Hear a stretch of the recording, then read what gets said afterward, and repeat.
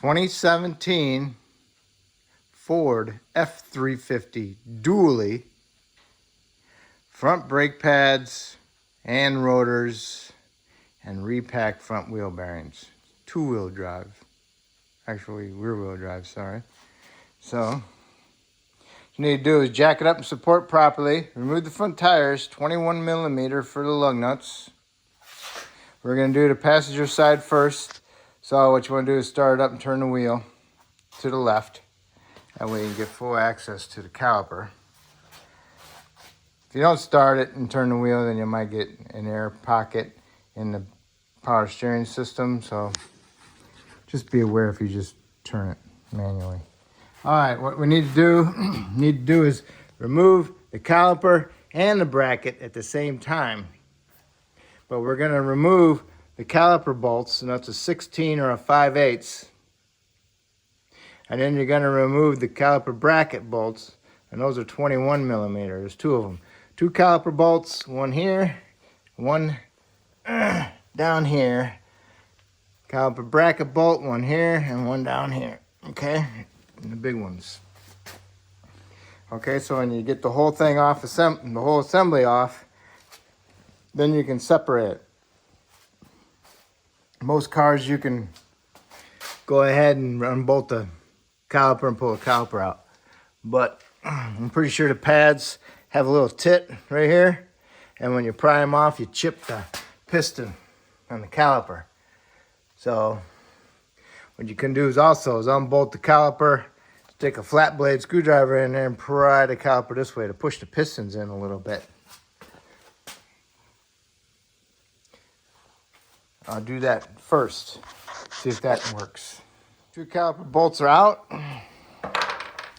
Got me a flat blade, stuck it way in there as far as I could get it into that rotor, and then I pried the caliper as far as I could get it, and it's loose. All right, so hopefully I can just lift the caliper off of there. Yay, I got it. Sometimes you can't get in there with a flat blade to pry that caliper, so just be careful.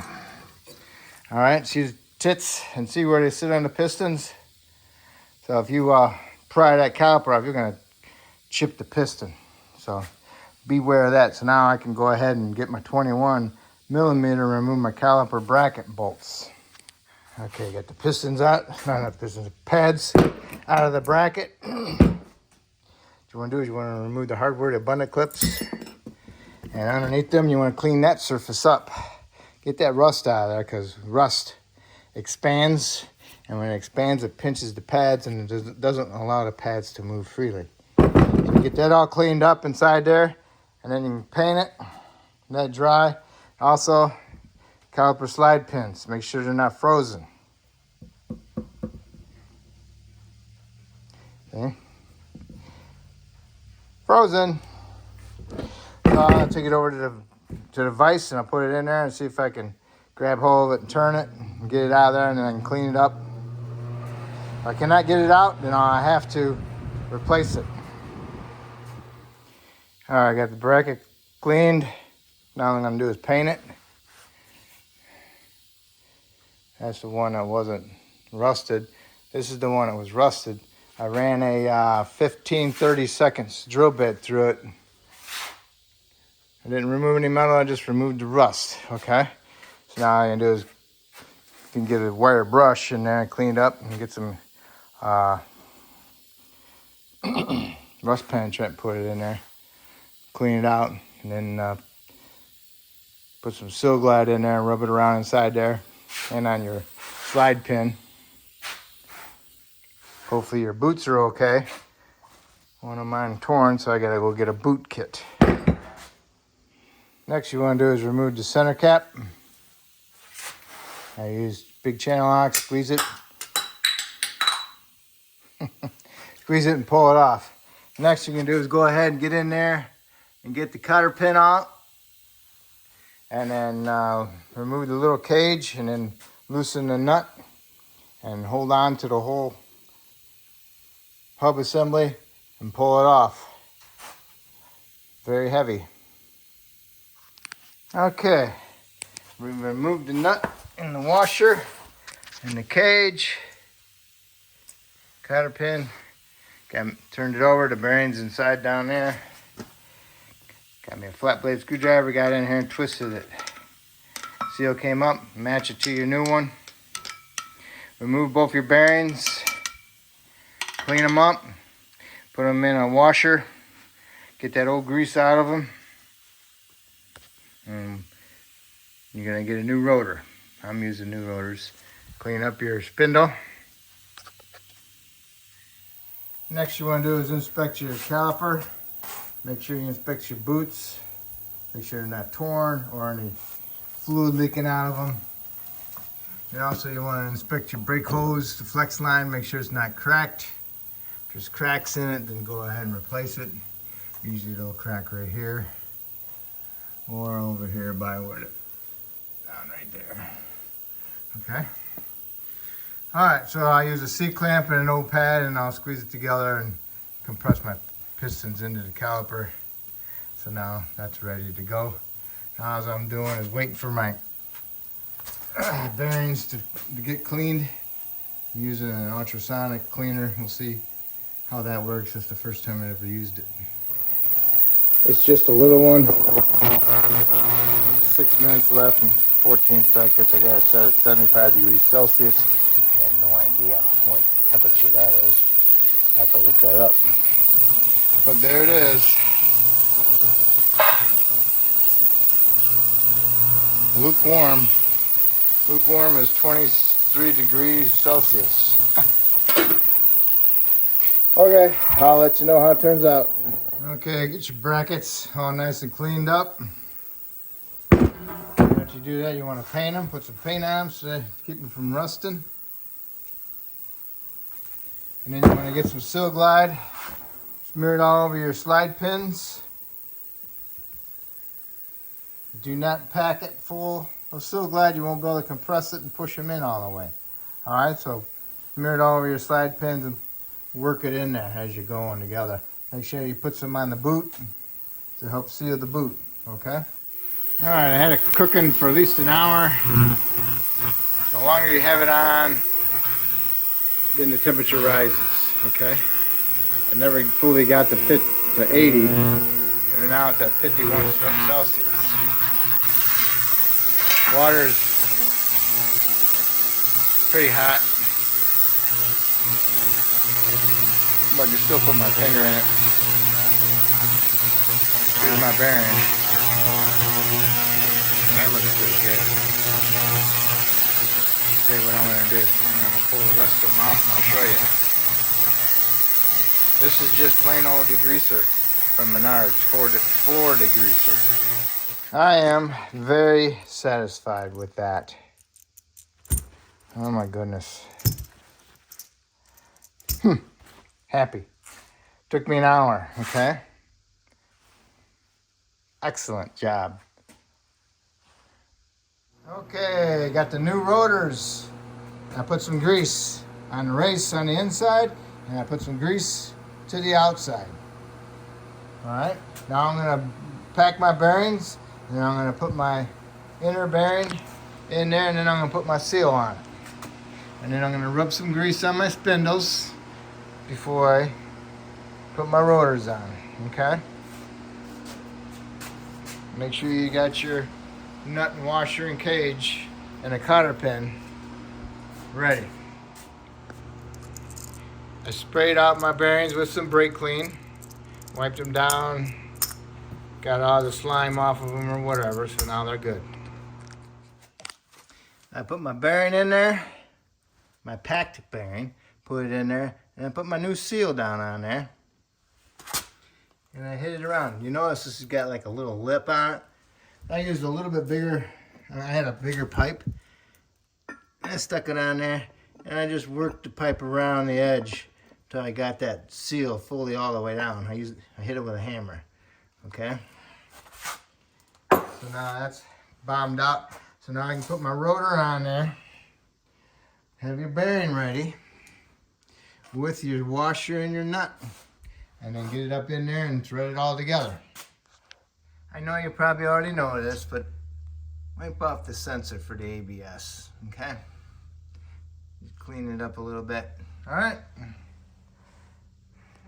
All right, I got a 36 millimeter socket for that nut. And I just tighten up that nut. You want to spin the rotor, snug it up, back it off, spin the rotor, snug it up, spin the rotor, back it off, spin the rotor. Okay? And then you want to go ahead and snug it up one more time, spin the rotor, and then just back it off just a little bit, just so the nut is free. And then finger tighten, and then put your cage in there and line it up with the cotter pinhole. Yep, like I said, tighten it up, spin it. Remember, you've done this a couple times already. Tighten it up. Then just go ahead and what you want to do is you want to back it off just a little bit. Okay. Okay, it's loose. All right. Turn it around and just go ahead and